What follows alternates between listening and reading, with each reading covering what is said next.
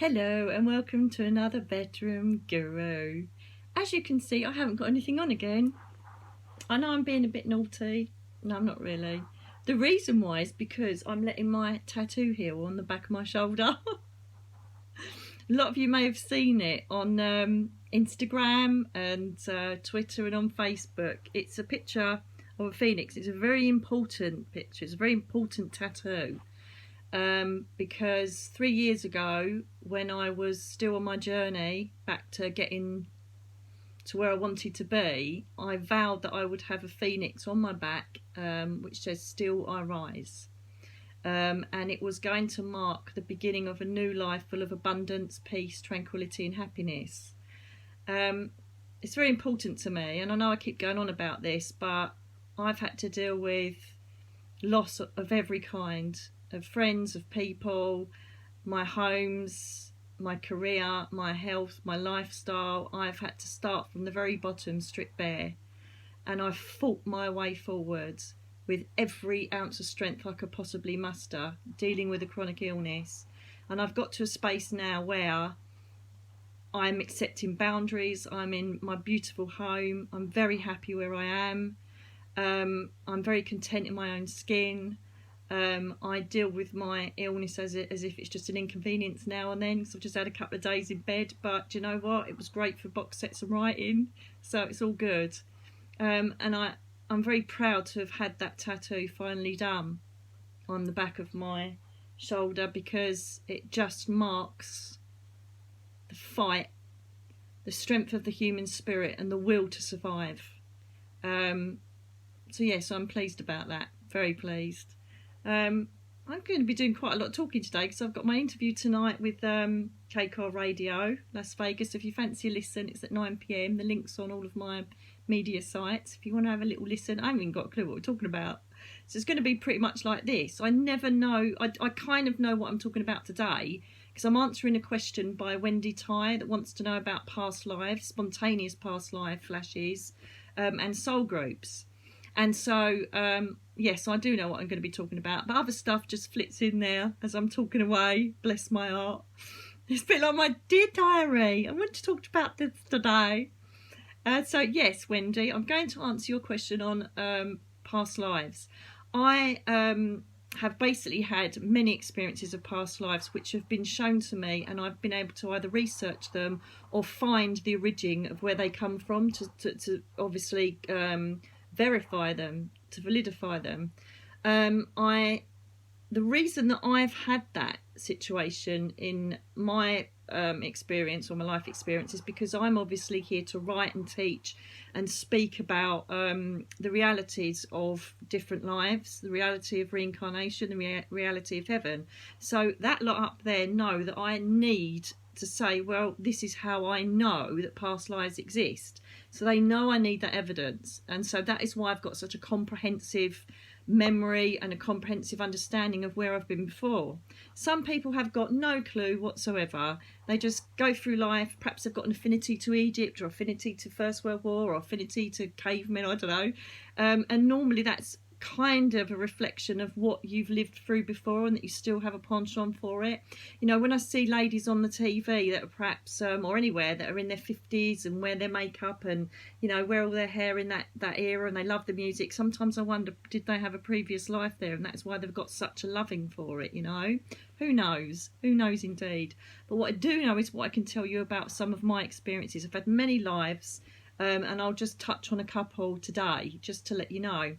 I have had a spontaneous past life regression, which I'll talk about in a moment, but really mine have been a lot more slowly introduced and nurtured through meditation. The first person I want to talk about is Calm.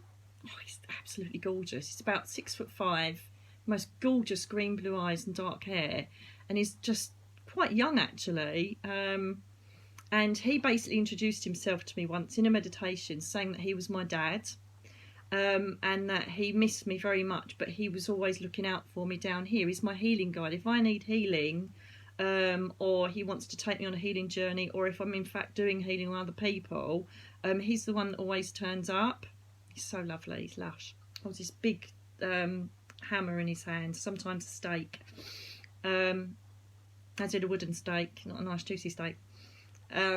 And basically what he did was he said, I'm going to show you where we come from, Ankala. And he used to call me Ankala. I spent years trotting around everywhere telling people, oh, my name was Ankala in a previous life. So wrong. I'll tell you about that in a minute. And unfortunately, he showed me what we used to eat. He showed me where we used to live, what we used to wear, what area we're in. We're in Arizona. He showed us walking through to sheltered pastures when the snow came. It was really quite a very, very graphic depiction of life with him. And through me Googling the type of teepee you like, or hut that I lived in, and through the materials and the food we ate, through the colours, through my medicine man, I actually established that I was from a Navajo tribe in Arizona. I also established something else which was pretty incredible, was that I actually, at the end of my life, was bound by my wrist behind my back, and I was raped and murdered by the white man who had taken the land and were obviously abusing the Native Americans at the same time.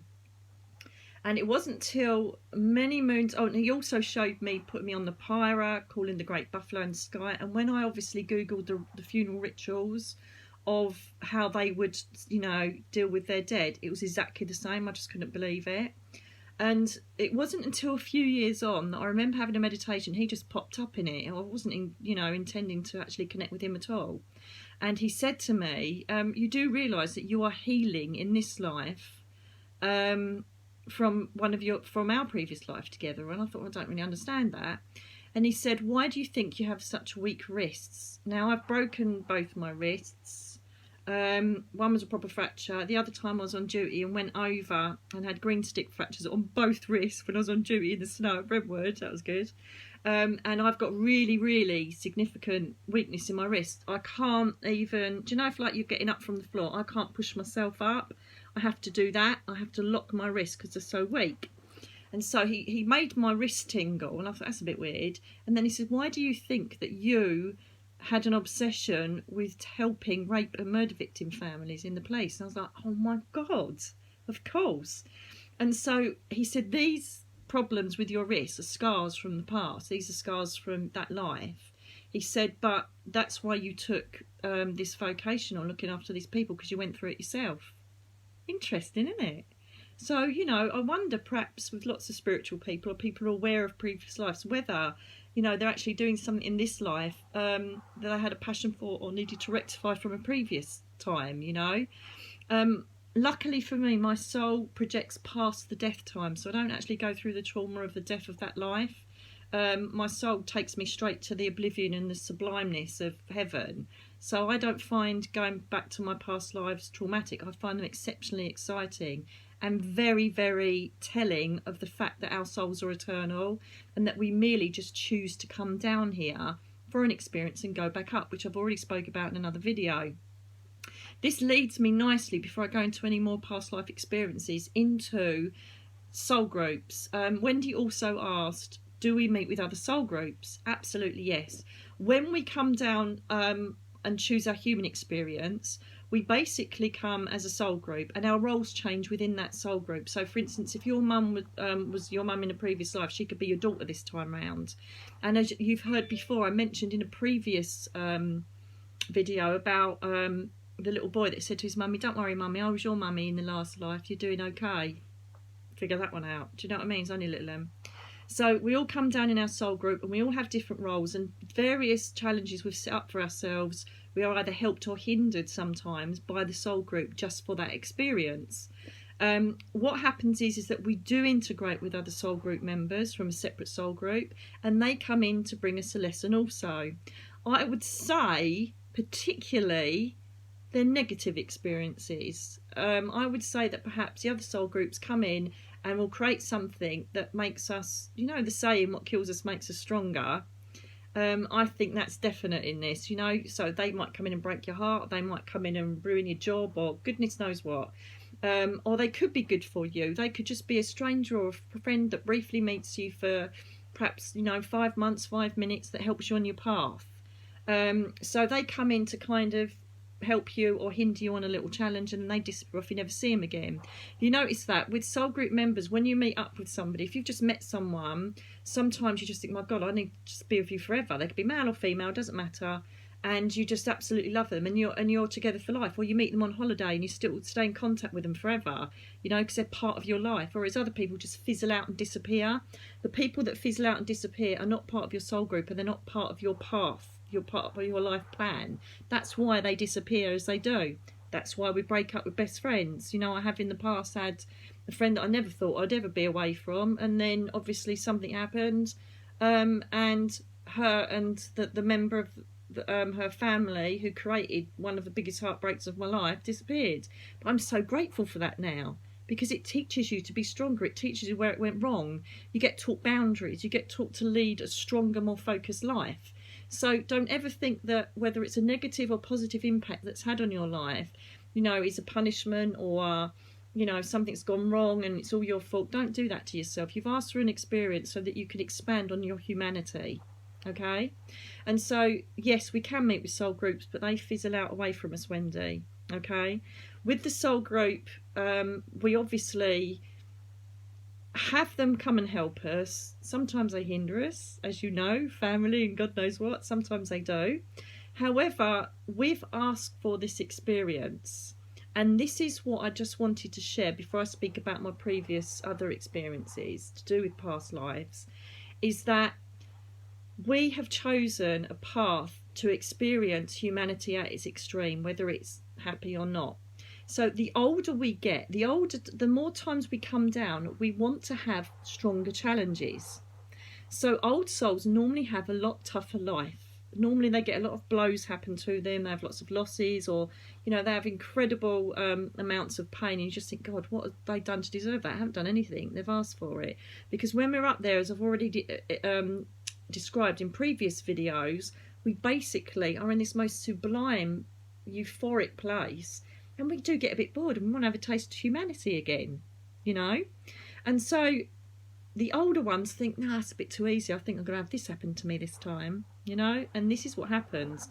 The younger souls are the ones that want to feast on the material goods. When you're older, because I'm an old soul, obviously, I want to experience more of humanity. I want to have the divine source connect to me so I can bring that word to everybody else, you know, the word of the universe, the word of the angel realms, the word of the spirit world. And so that's the kind of, you know, humanity on that scale. That's what I've wanted to embrace this time around. Obviously, either that or I'm just a total loony that I wanted to pick this life. However, if you look at old, and I'm not condoning, I'm not condoning, I'm not obviously being disrespectful against these people, but if you watch things like The Apprentice, you know, where they say, oh, I've made $1 million, but I now want to make 3 million, and they work like, you know, 23 hours a day. What is that all about? It's their thirst for materialism, their thirst for the human essence of, you know, power and greed almost, I suppose. And so you see it in them, you know, the people that have got fame and fortune, have got it all at their feet. They are the young souls. You know, people like on X Factor, God bless them, you know, they say, oh, I just don't know what I'll do if I don't get through. It'll end my life. Really? What, because you didn't get through to singing competition, didn't get fame? You just think, my God. But that is what stage they're at. That is what their soul needs. That's what their soul needs to nourish on whilst it's down here.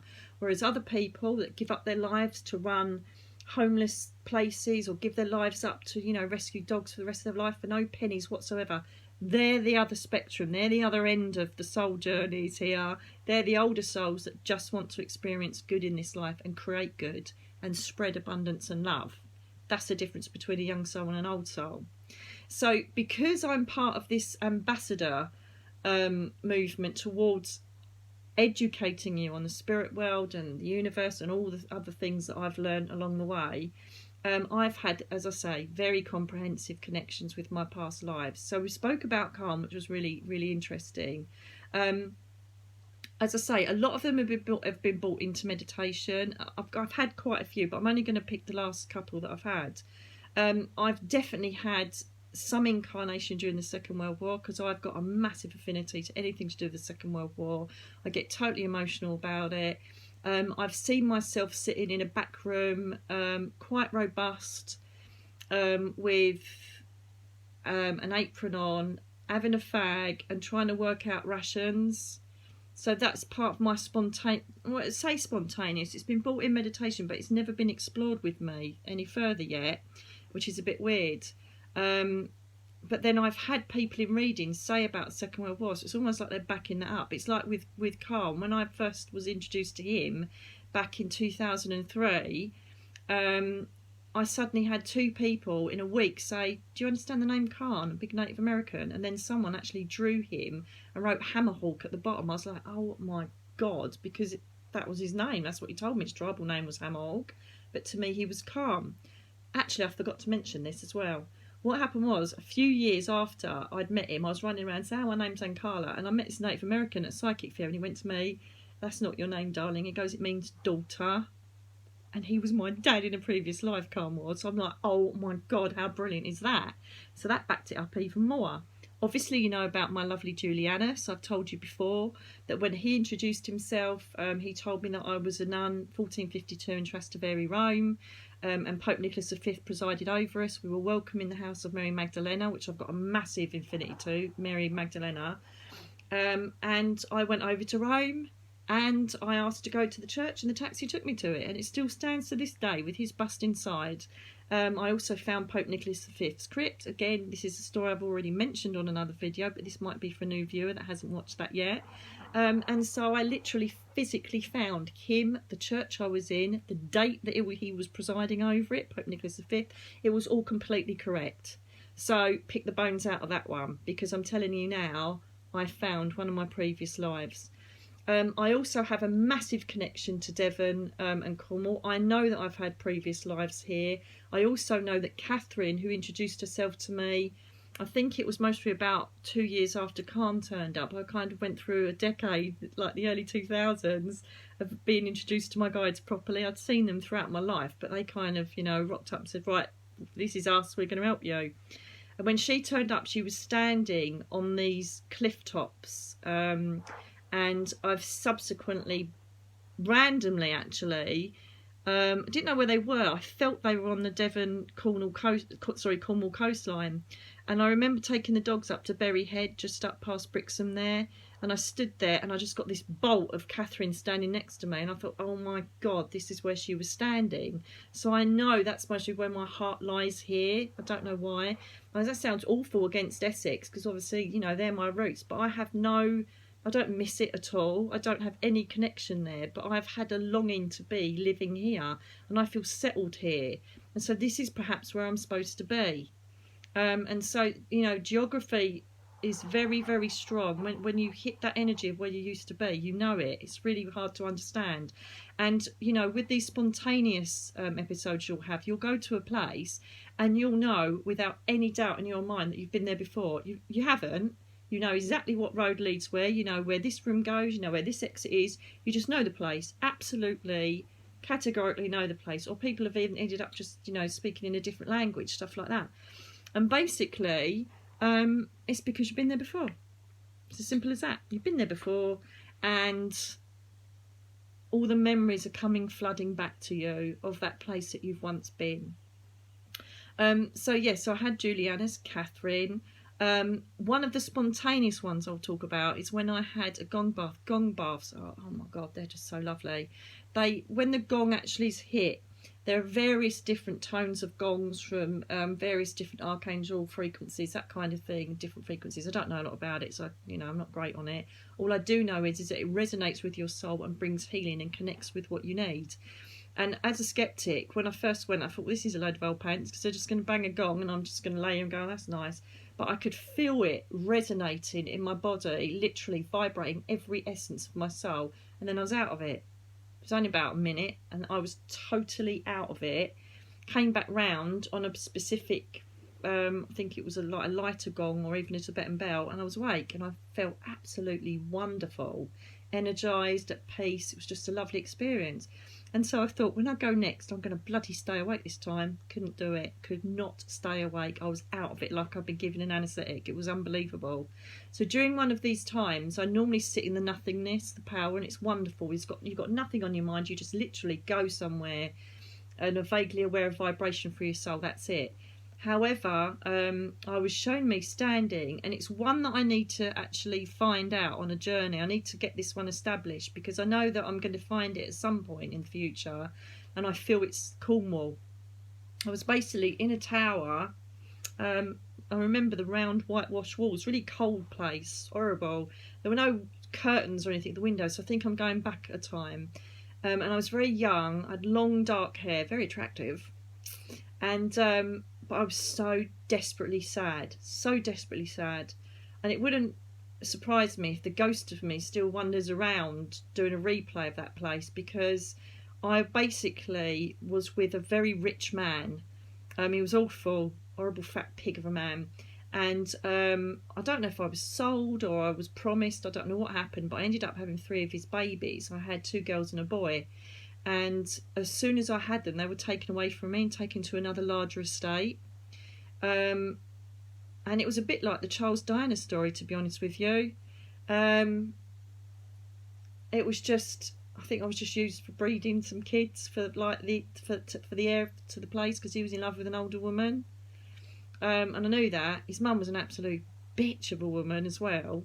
And she just basically was vicious. She came just to keep me in check, and then went off again, and that my heart broke, because obviously I didn't have my children, and as you do, you get a bit bored, and you end up having a little look out the cheeky window, and there was the groom, there was the stable boy. He was lovely, dark haired, tan, very slim, and as you do, a bit pole darky, to be fair. Nice. And as you do when you get a bit lonely and a bit heartbroken, I ended up having an affair with him. This is all happening during the gong bath. Brilliant. And subsequently, this pig of a man found out. I don't know how long I was with this bloke, but I remember the happiness of being with him. And I've got a feeling he was a different form of a soulmate I've had all my life, to be honest with you. And basically, I remember it clearly because I was standing looking out the window, and he come up, the fat pig of a man, and he strangled me and killed me, because obviously I'd been with a stable boy and he found out. That's where his mother found out and told him. As I said, luckily my soul transitioned straight to heaven, so I don't get stuck on that trauma of, the death of that life. And it's happened 3 times now that I've had that exact same view, looking out, feeling in love with a stable boy, feeling missing my kids, and then him killing me. So I think that's another one I've got to find out, and I'm really excited to find that out.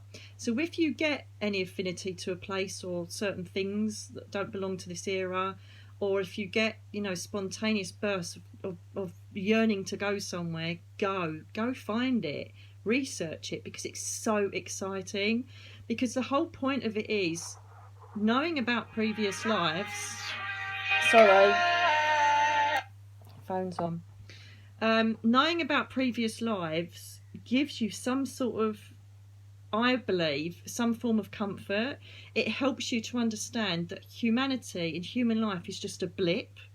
Do you know what I mean?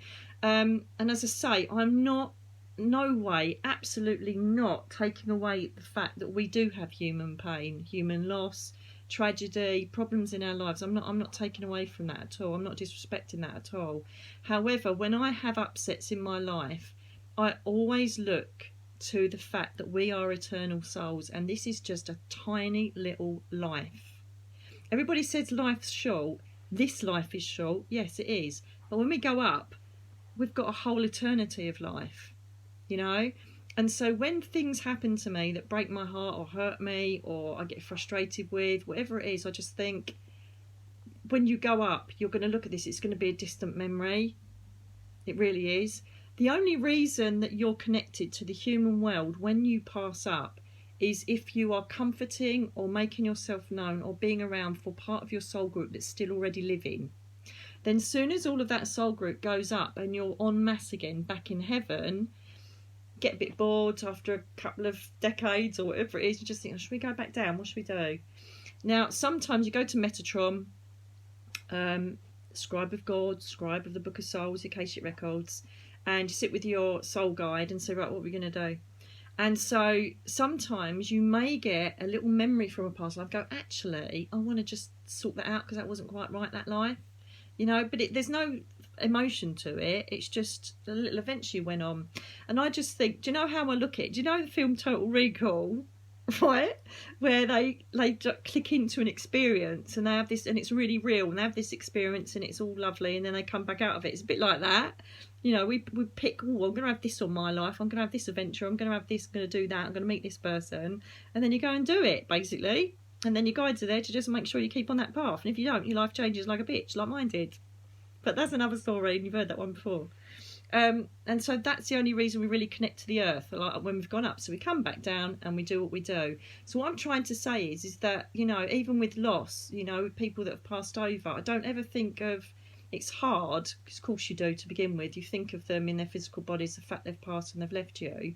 But then very, very, very quickly, my mind and my energy starts to move up to where they are now. Have they been to Jeremiah yet? Have they met up with Dad yet? I did it with my mum. And, you know, and it's like my mum's cousin Alan just recently passed. I was told he was going to pass on the 13th. I didn't know it was him, but hey-ho. And basically, rather than think of the horror of it all, yes, I was sad, but then I saw the relief of the soul, that he didn't have to go through the pain anymore. I saw the fact that he'd be up there with my mum, who he adored, and with the rest of the family. And so you look at your eternal life when things get tough, and that's part of the reason of why I want to spread this kind of knowledge, to try and help us on the human path, by looking at the fact that it really is a tiny salt speck in an ocean of eternity. It really is. And it gives you perspective on things down here that you think are huge problems, and they're really not. They're just nothing. Do they really matter that much? You know, and lots of people go, yes, it does, because this happened to me. Absolutely. I'm, as I say, I'm not taking that away from you. All I'm saying is try and look at the broader, bigger picture of all of this, because really we are eternal. We are eternal, 100%. And I know, because every single past life I've seen, apart from that one in the tower, I've Googled it, I've researched it, and I've found the reality of where I was and what I did. So and you know, it's just an astounding phenomena that, as I say, some people have got comprehensive recollection of their previous lives, and I needed to share it with you. Other people haven't got a clue. You know, it depends on who you are and what journey you've picked for this time round. If you want to win the lottery, or you want to be famous, or you want to have loads of jewellery and fast cars and big houses, and that's all you care about in life, you're a young soul, believe me. That's fine, because obviously the older you get, the more you want to enhance it with more humanitarian pursuits. Let's just put it that way. So past lives, I hope that's helped you understand it a bit more. Wendy, I hope it's answered your question as well, darling. Again, thank you. I absolutely adore you sending in your messages and emails, because it makes me feel like people are listening and I'm getting my message across, which is wonderful. And I hope that you share these videos with other people as well, because I just want to reach as many people as I can. And as I say, I get such joy when I get the messages. One, because I know that I'm going to help someone else understand something, and two, I'm not just talking into a telephone. Look at me. I've gone back a few years talking into a phone by myself and just hoping people listen. So yeah, thank you for doing that and introducing other people to the Bedroom Guru. And I'm just going to leave it there, I think, and hope that that makes more clearer sense to you, Wendy, about how past lives work. If you want to pursue past life phenomena, obviously you can go to, there's some excellent past life regression lists out there. Make sure you go to people that recommend it, as I always say. There are past life regression workshops as well, but again, make sure they're, you know, established tutors that know what they're doing. Only because the only thing that I get a bit worried about with people going into this type of pursuit is that, you know, the trauma of the passing could stick there, and I want you to make sure you're with someone that can bring you through that trauma of the passing to move forward. If you're in capable hands, it really is an amazing experience, because you'll see where you are and who you were and what you did. It's just amazing. Funnily enough, I've always just been on a feminine energy, to be honest with you. I haven't seen myself as a man yet, so I don't know if I've just always been female. Just never wanted to stand in a man's body. I don't know. Perhaps I'll find some more when I'm a man. But yeah, definitely have a go at it if you want to. But be wary. Make sure you're going to someone that knows what they're doing. Okay, word of mouth recommendation, accreditation, and a long time of experience dealing with that. Okay, you don't want someone that's just managed to get qualified and then is doing a course. You want someone that's been doing it for a good 20-30 years. Do you know what I mean? That absolutely knows it inside out. So good luck with that. Just search in your local area to see if there's any regression lists there and see what their feedback is, and just go and have some fun. It is an amazing thing, especially when you think, oh, I've made this up, you know, it's just my imagination. And then when you see it in black and white, or you go to a website and you're like, oh my God, like I did with the church in Italy, I was like, Jesus Christ, it exists, and it freaked me out. Do you know what I mean? So when you actually get, you know, the proof, that just blows your mind, because you know that what I'm talking about, and perhaps what you thought might be right, is right. That we come down here on these little lives, have a bit of fun, have a bit of tragedy, pop back up, go back to our family. That's how it works. So go and have fun, go and explore. I hope you've enjoyed this video as much as I have, just going back on my old lives. Been fab. Also want to go a bit more into my Second World War one, because that's quite a recent incarnation. See what happened there. Anyway, my lovelies, I hope you've enjoyed it. God bless you all. Sorry there's been a bit of a delay in videos, but as you know, I'm trying to get the balance between writing, the building works in the house, and email readings and stuff like that. I'm just still trying to find the balance without exhausting myself. I'm trying to be a good girl, and I don't think I have been, because that's why I've been in bed for 2 days. So anyway, my darlings, take care of yourselves, and I look forward to speaking to you on the next one. If you want to ask any questions, again, as I always say, I'm on Facebook, Instagram, Twitter, and obviously my email, nikki.allen@btinternet.com, or, you know, contact me on my website, nickyann.co.uk. Oh, and I think that's the end of it, because Teddy's just knocked the phone over anyway, so it's like, enough's enough, stop yapping. So you take care, and I'll speak to you again soon. Bye now.